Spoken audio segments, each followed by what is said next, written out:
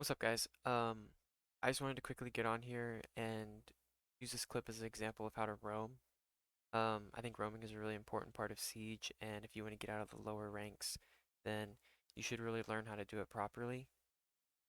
There's two main goals in roaming. Number one is you want to waste as much time as you can, because the more time you take off the clock, the more pressure it applies to the attackers, and that's pressure without even having to take gunfights and such like that. And then you also want to maintain map control and over time throughout the round trickle back to site. So let's get into the video. Hopefully this helps you guys if you guys are struggling with roaming. I'm in Plat, so I wouldn't recommend watching this video for information if you're like Plat or higher, because you guys probably already know what you're doing, but this video is really for people who are in lower elo that are struggling with roaming, because this game has a really high learning curve and I'm trying to help you guys bridge that gap.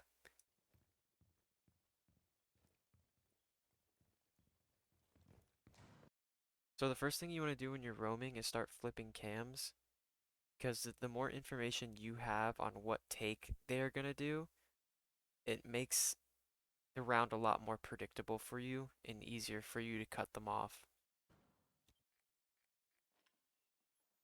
Nomad's on stairs right there. So there's a lot of context in the beginning of this game. There was a lot of noise coming from library, and now I have confirmation that there is a Nomad holding a cutoff from our piano side. So I kind of have an idea that they're going to do a library take. And our teammates are in objective and playing close on library. So, roaming is a lot about map knowledge. So I know that if they want to get into the objective, they're either going to have to play directly from library or they're going to have to rotate down these stairs and through kitchen. So that's why I'm going to rotate kitchen and hold kitchen.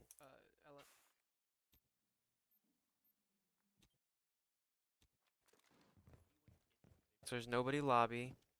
Kind of cleared all our spots. We don't know if people are downstairs, but I don't really expect people to come downstairs here. This is huge. Somebody left their drone here. Um, Usually where there's drones, people are gonna come through. So that's pretty much my confirmation that they're probably not gonna go through the basement or the garage to come up through trophy.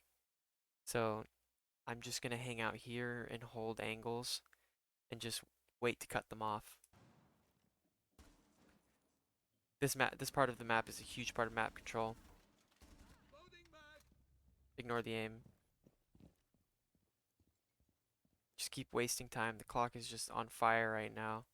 They're still stuck in one spot. They can't rotate through here because I'm here. And Ella's playing direct upstairs.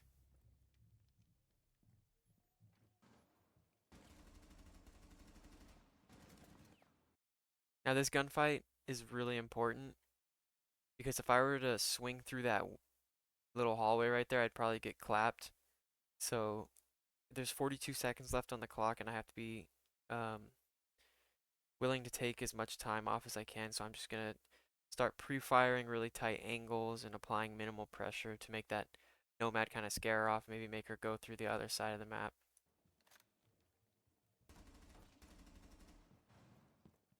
And I heard that she had used her air jab, so if I walk through there, I'm probably going to get hit by her claymore, and that wouldn't be good. Nomad bottom stairs.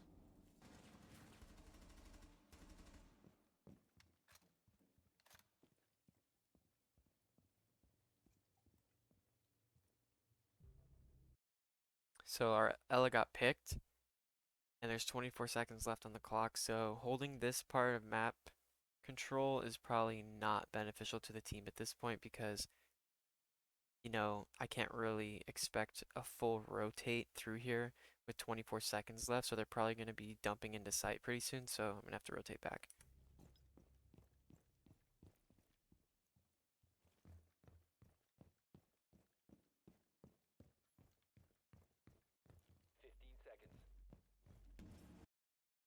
This is also why playing trap operators is huge in this game. You don't want a full stack of trap operators in your defensive lineup, but you at least want maybe one or two because intel like that is what changes rounds.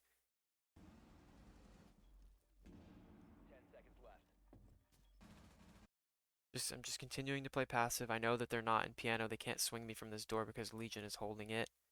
There's 7 seconds left, so I know they're gonna have to get the bomb down pretty soon. If you heard that, there's that sound cue that they're planting. 4 seconds left on the clock. There's still time to bait a defuse. So maybe I think I pushed a little bit too early right here, but still, I'm pretty much gonna assume that they're gonna stick it because most people do.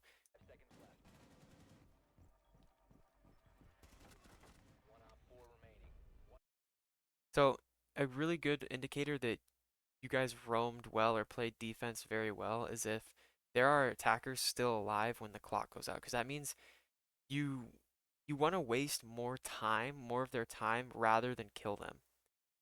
Like if you have three attackers or two attackers still alive at the end of a round, then your defense was impenetrable. They couldn't get in. They were too scared to take the gunfights that they needed to take, and that's basically how you roam, and those should be your goals as a roamer. And if you implement this strategy, you're gonna rank up really, really fast.